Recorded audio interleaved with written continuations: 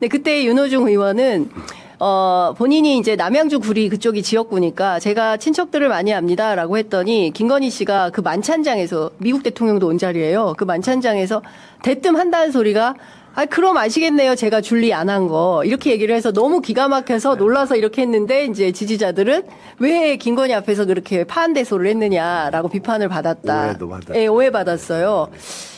김건희는 자기는 준리를 하지 않았다는 겁니다.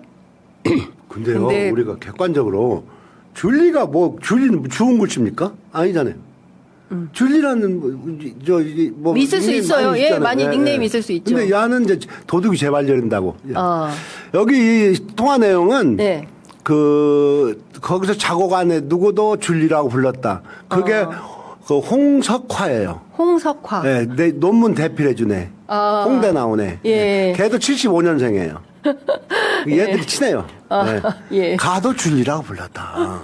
그 얘기예요. 가도 줄리라고 네, 네. 불렀다. 그러니까 예. 홍세화라는 파리 택시 운전사. 예, 이거 나도 홍세화? 헷갈려. 거기 그 사람은 아니에요. 아니에요. 그 사람 돌아가셨어. 예, 그 선생님은 홍석화. 전혀 아닙니다. 아니야. 홍석화. 여기는. 홍석화예요. 예, 그분은 홍세화. 그 예. 내용이에요. 그 내용. 그리고 아. 이제 이런 버전이 저한테 이제 한 두세 개 더 있어요. 예. 길게 한 얘기. 네, 근데 네. 나하고 개인적인 얘기 쭉 하면서 들어가가지고.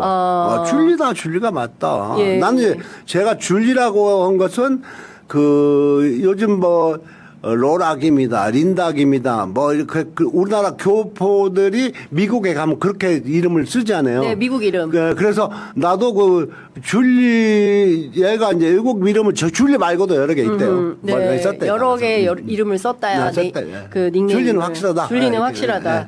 근데 지금 보면 선생님께서 말씀해 주신 내용을 보면 이게 쭉 올라가서 네. 김건희 씨가 조남욱 회장의 개인 비서로 일을 하면서 여러 가지 일들을 했었다. 그러니까 로비스트, 법조 브로커로서의 네. 김건희는 어떻게 파악을 좀 하고 계십니까? 제가 송파 이제 예. 김건희 주변에서 네. 처음에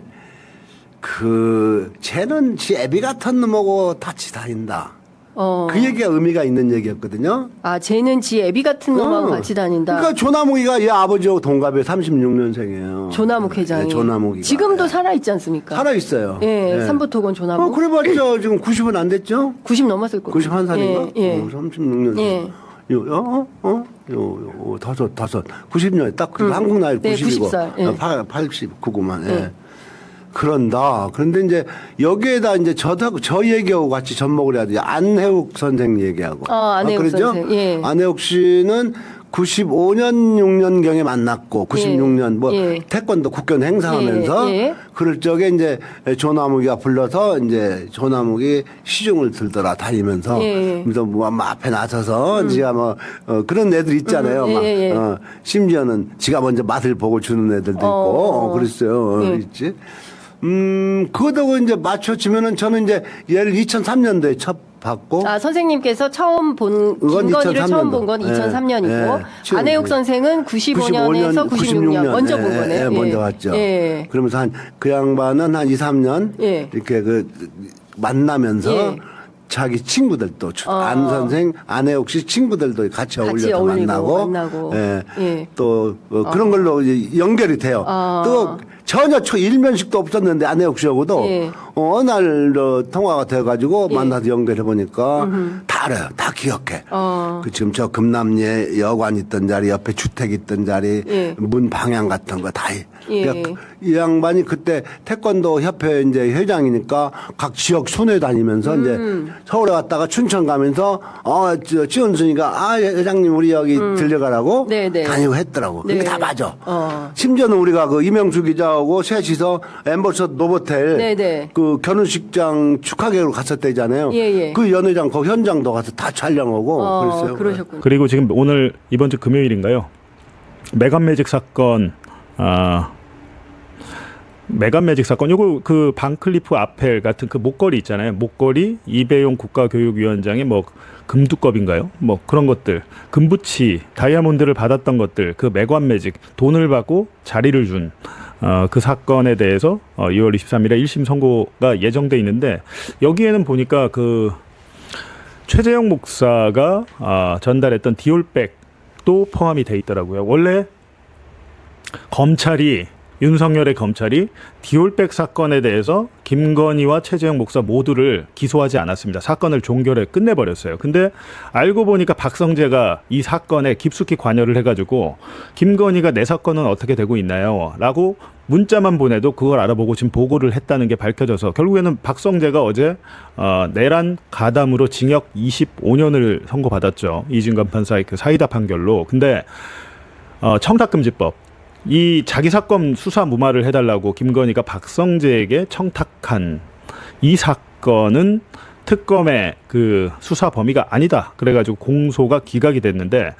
보니까 그 특검이 재판 끝나고 나오면서 그거는요 종합특검으로 이관할 수 있는지 검토해 보겠습니다. 종합특검이 만약에 안 하면 경찰이 하면 됩니다. 경찰 국가수사본부가 그거 다시 수사해가지고 기소하면 돼요. 공소 기각됐다고 여러분 끝난 거 아닙니다. 예, 끝난 거 아니고 그거는 수사의 주체, 수사할 수 그러니까 수사 범위를 벗어난 것이다라고 해서 된 것이지 죄가 없다라는 게 아니에요.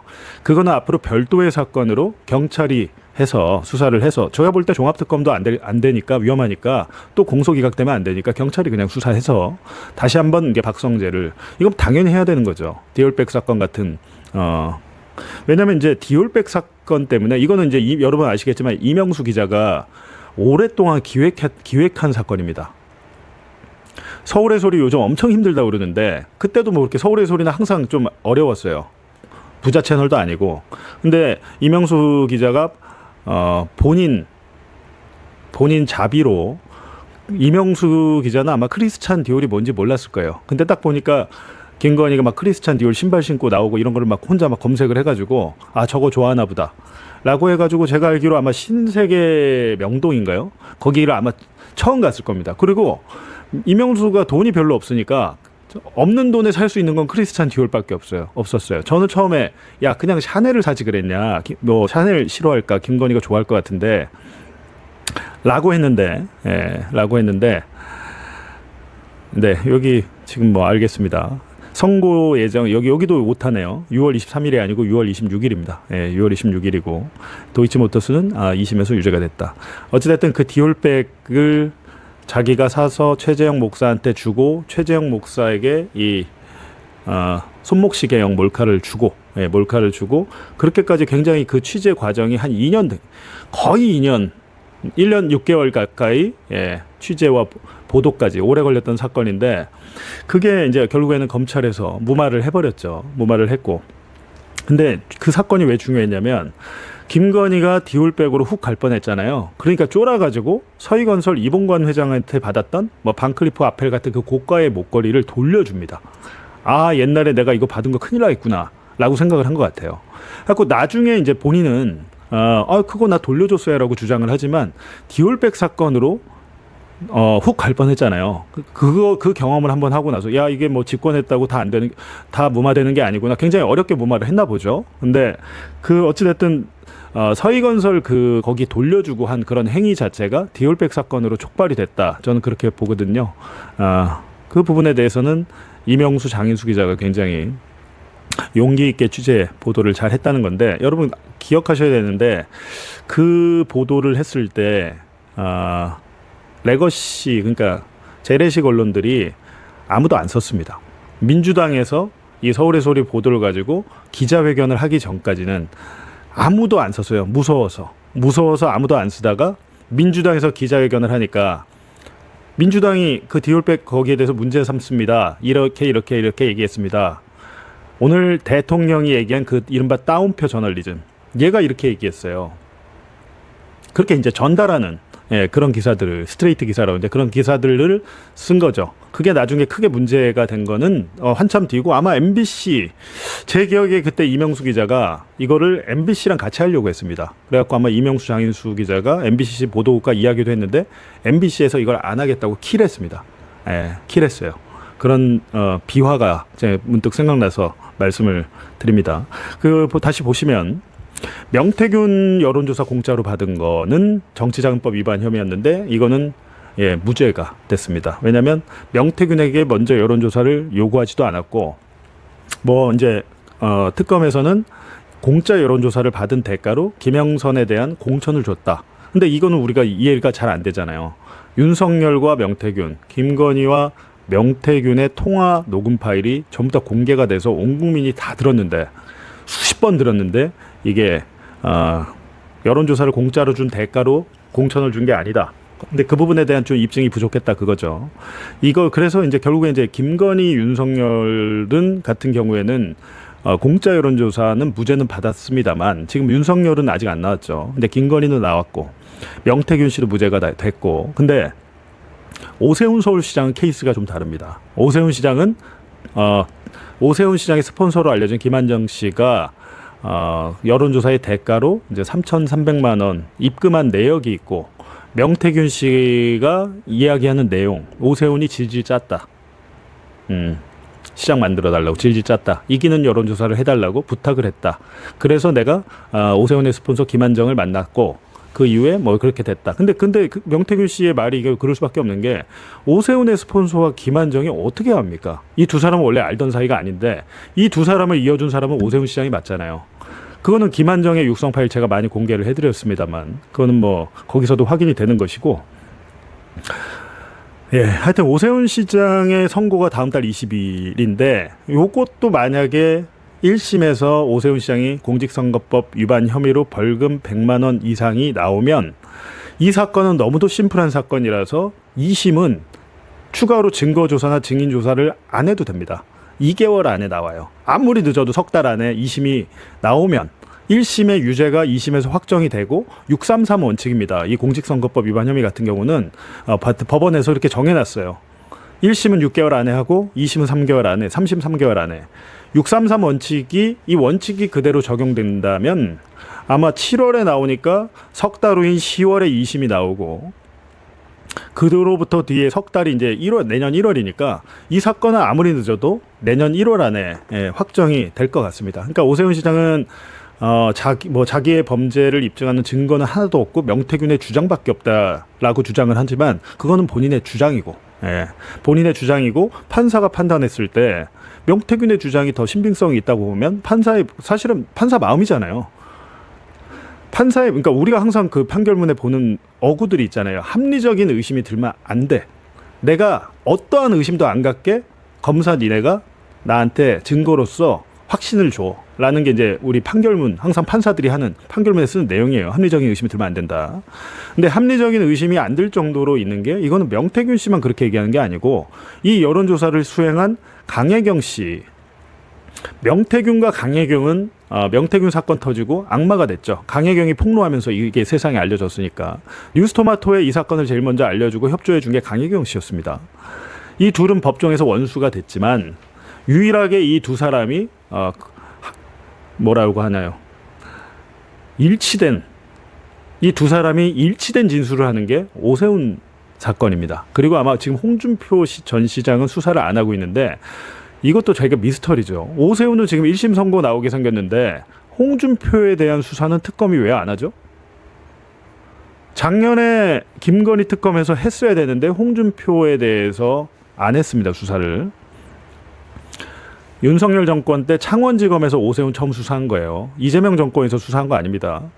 오세훈은 자꾸 이게 뭐 기획수사, 하명수사 그러는데, 이재명 정권에서 시작한 수사가 아닌데 무슨 하명수사예요.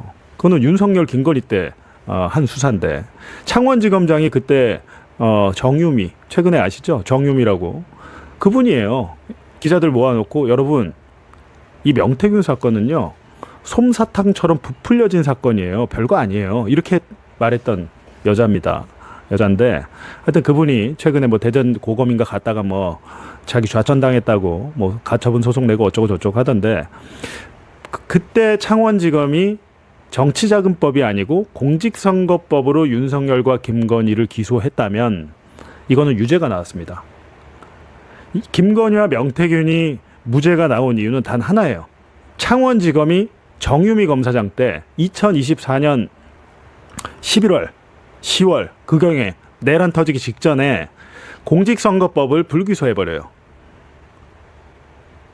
정치자금법을 어떻게 할 줄 모르던 와중에 내란이 터진 겁니다.